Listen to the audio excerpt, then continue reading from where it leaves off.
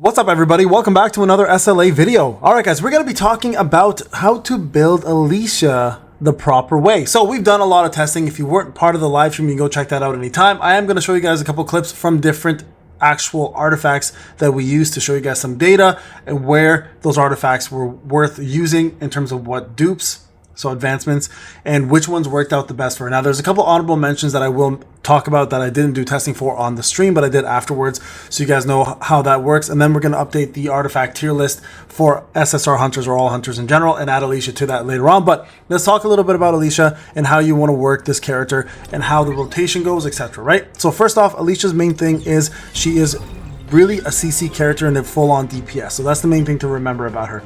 Her rotation is fairly straightforward, okay? You always want to start out with her shield skill, especially if you have A1, because it'll boost her crit and crit damage. And then you want to go over to her skill 2, which is it's a little bit of a clunky skill, but it does a lot of damage itself and has a chance to freeze as well. And then you want to go into her core attack as much as you possibly can, okay? So here's how you want to build her actual skills. So skill 1, skill 2, and core attack. These are going to be your primary functions of damage. So you definitely want to up this one, right? This will give you guys the whirlwind. You definitely want to up this one with the ice needles. This is also going to give you the opportunity to do a little bit more damage, right? And then lastly, you want to do her actual core skill. This is where most of her damage will come from. Later on, you'll see why. Her ultimate is very powerful as well too. Obviously, put that in, and don't worry about the QTE or the support skill story too much. I have level 11 on all of them because once you dupe up to a certain point, it automatically updates on its own, by the way. You don't have to use skill points. So when you get to A5, you instantly get 11, okay? There's no skilling up here on my end of it. Also for her QTE, I don't really bother with it right now, but it is a good one to level up because it does have a lot of damage. So you can definitely push this one as well too if you're looking for that extra bit of push for damage, right? Again, it's worth having. I think it's definitely worthwhile putting it in, especially because it gives the user a shield as well. Plus that damage is nice. So main ones, 1, 2, 3. Those are the main ones you want to focus on. And then 4, of course, the ultimate. Get that up as high as you can. So let's talk a little bit about, like I mentioned, her rotation, right?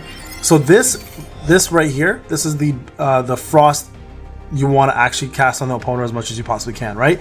So what frost does, it damage increases by 60% per frost instance, consumed up to 180%, stacking up to 5 times. Now this here is a major part of her kit, so you need to be able to cast this as much as you possibly can.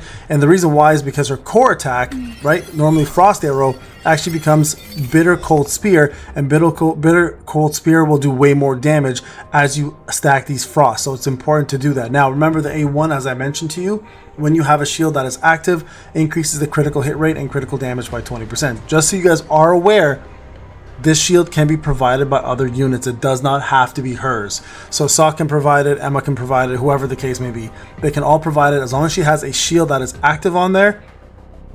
She'll get this bonus, and it's a very big bonus. Okay, now just so you guys are aware, A2 is where free-to-play players on a normal basis. So this is where you can stop us free-to-play if you're going to only be using her for like BOT, right? Battlefield of Time, and it's just quick burst. But if you're going to use her throughout the entire game, for free-to-play players, A2, as I mentioned, is where the stopping point is, like the sweet spot. And the reason why is when Eternal's Frost, Winter Storm, or Ice Needle is used, so any of these 3 skills here, 1 additional frost effect is applied. So you can get, instead of 1, you get 2. So pretty quick to build that up. Remember, you can stack up to 5 times here with this duration and increase your attack up to 180%. So very important. Now this here increases damage dealt to frozen targets by 30%. Pretty straightforward, standard. The more she freezes, the better chance you have. Now keep in mind with freeze, just so you guys are aware, there is a chance, a 30% chance to freeze. So you want to be able to do as many freeze opportunities as you possibly can. And it's hard to land a freeze sometimes, but this will increase the damage at least when you do land it. Now when you go to A5, the water damage increases by 16%. My bad, I forgot to mention, this applies only when the opponent has an elemental weakness to water. That's when you'll see this increase. Brain dead when I was doing testing, so I didn't notice an increase because the bear doesn't have elemental weakness, so that's why we didn't see that. But this will apply to anything that is weak to water. And then lastly, this is where it becomes incredibly powerful. Increases bitter cold spear's damage dealt by an extra 50%. When bitter cold spear hits, it applies the freeze effect to the target, and this time you're just perma freezing. It's game over. Like nothing moves. You perma-freeze, and you're on top of that, you're also doing 30% more damage because the opponent is constantly freezing. It's insane the amount of damage you put out. So this is why Bitter Cold Spear, this right here, becomes her main main source of DPS, right? Now, looking at her weapon, very, very powerful. Okay, so we did A0 testing to A5 testing with the actual character alongside with the weapon at A0 to A5, and we noticed that the weapon obviously made a pretty heavy impact on how well she performs. So increases the core attack damage by 40%. So again, your core attack now is even doing more damage, hence why you can see everything is core attack based here for her. When the ice body armor effect activates, it increases water damage dealt by 20%. So again, that part there only really matters when you're fighting against water elemental weakness opponents. That's when you'll notice a big difference there, obviously, and that cooldown is by 30 seconds. So this one here, just note that you'll see the difference again when you're fighting anyone that has like a fire element and is weak to water. That's where you're really going to get that effect. The main one here is for the core attack. Okay, so the weapon is very powerful. Highly recommend getting it. You can currently get it through the capsule event. If you get lucky and get a draw, that's an extra free one. But just doing like the summons on the capsule, that'll get you 1. Probably 2 by the time you get enough of the parts. And the third one, of course, is the actual Alicia event going on, where if you level up characters or summon for her, etc., you'll get yourself points and then eventually get yourself a third copy, exactly like Cha. So free-to-play players, you have that opportunity to do so. Now, with that all being done, guys, let's go take a look at the videos with 3 of the top artifacts that we used and see which ones came out on top. And then, like I said, I'll mention 2 more of them for you guys in the video, and then we'll talk a little bit about the accessories as well that you can use to make her more powerful. All right, I'll be right back. All right, folks, welcome back. So this is what we did during our testing. We did 3 of the top actual artifacts for her, maxed out completely, plus 20 for every single one of them. She's a level 80. She's got a full maxed out weapon. Well, 91, but she's got A5.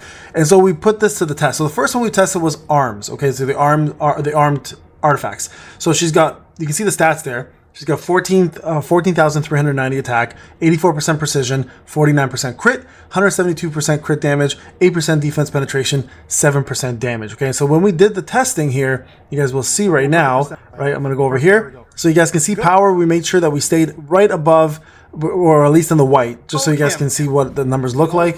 So let me show you guys how this turned out. So this is her going in with the arm set. Okay, so everything, just so you guys are aware, on the right side, the artifacts are Viri. So I'm using the concentration of firepower set. Okay, so that's going to be where all that's going. Now, artifacts, you guys can use 4 different ones that work really well. You can use Viri set for quick fights. For 18% more bursts, you consume a little bit more mana, obviously, or MP.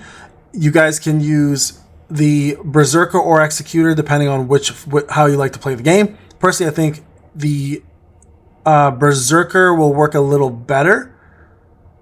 Sorry, is it Executor? Yeah, no, Executor will work a little better. Sorry, that's the Behemoth one. So, or is it? Yeah, that's the one with the lower HP. In this case, just because she has a shield almost constantly on, and it's really hard to remove that shield because she gets so much damage out of it.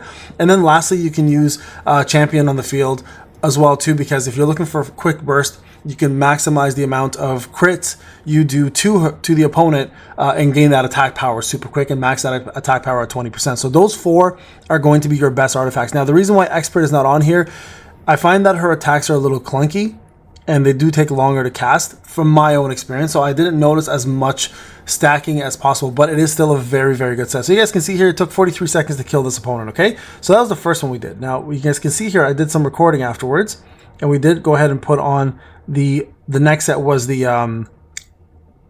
foundation set. Okay, now the one thing to note about the foundation set, just so you guys are aware, the foundation set numbers are a little bit different. Look at this. So I had 3,000 less attack on solid foundations, and I had lower crit rate, I had lower crit damage, I had a little bit higher damage increase, a little bit higher defense pen, only by 1%, not a big difference. But the main thing is 3k lower attack, and that is a huge amount. So here, let me show you guys how this turned out, and you guys can see some of the crazy damage. Now, this outfit I found more viable at A2 to A5. So I said A5 originally, but then I tested a friend's A2, and I found that Solid Foundation actually worked really well at A2. So A2 to A5, Solid Foundation, look how quickly that's just eating the opponent. Look, they're not even moving, like pretty much permafrosted. If it wasn't for this like immunity check right there, the boss wouldn't have moved at all. Look at freeze, just nonstop. And you can see the core damage coming through much faster, causing this opponent to die super quick. Look at this.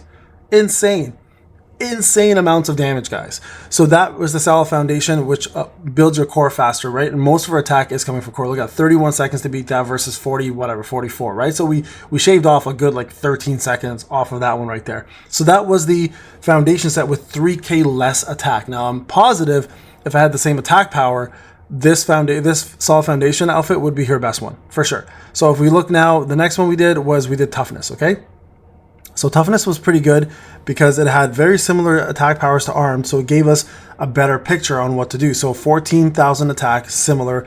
Precision never changed. This time I had 50% crit versus 49, so this very similar. 171 versus 172, and then it was 7% and 7% after I changed these numbers. Okay, so here's how it looks now when you're fighting with the toughness set. Okay, so check this out. So toughness is for sure, because I'm almost confident. Look at this insane damage.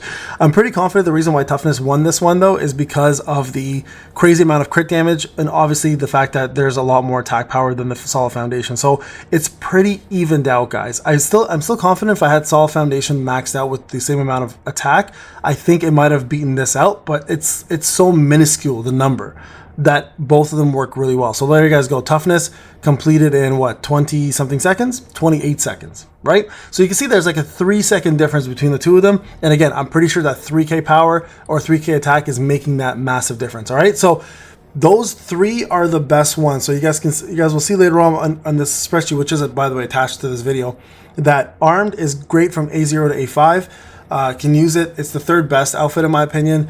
Solid foundation, I'd say, would be first place if it had the same attack power. So I'd say it's first from A2 to A5. But toughness pretty much works all across the board as long as you can get that crit rate all the way to 50%. So there's less margin of error, and then obviously stack as much crit damage as you can with attack, and you're set. So toughness for sure was the more powerful one. Now there's two other ones that can work really well as well, and that's the Guardian Palace. Is that what it's called? That's the paladin set, essentially. The one which gives you a shield, increases your shield, and when you have the 4P set, it gives you 10% more damage with shields. When you have a shield on, sorry. So that one would work really well for her as well too. Not as good as these three, but it's still an honorable mention because it's still a decent one. And then one hit kill, of course. So that increases your ultimate damage, which she does crazy amounts of, and then also reduces the ultimate damage ultimate cooldown as well too by 40%. So you have a chance to cast it more often when it's up. So those 5, I'd say, are probably the best ones, but these 3 for sure are going to take the top of the list in my opinion. And I mean, we have data to prove the numbers, and you guys can check this out at any time. All right, guys, this is Payne. Thank you so much for watching. Hope you guys enjoyed it. Hope this helps you guys build your Alicia. Enjoy her. She's fantastic. You know what I mean? So have fun. Take care.